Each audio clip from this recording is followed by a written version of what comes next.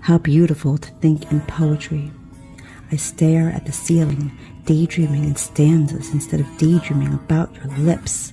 And I realize that at 15, when my father shot himself, my heart started pouring out on paper.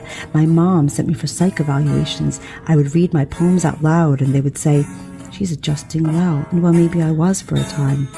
But the words of a teenager are weak, only holding us together barely by our bursting seams. And somewhere along the way, I stopped hearing the bittersweet. I stopped thinking in poetry.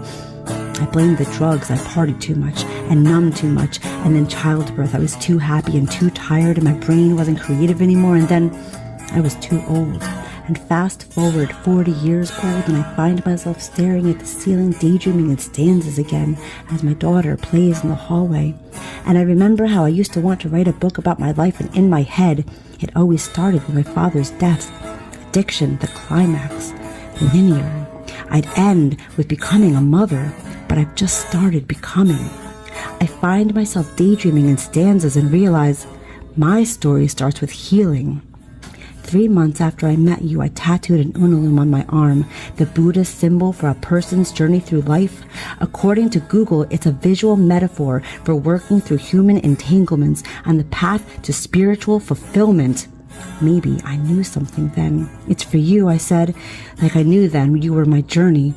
How did I know? How lucky to think in poetry and daydream in stanzas instead of daydreaming about your lips. It's all for you, though.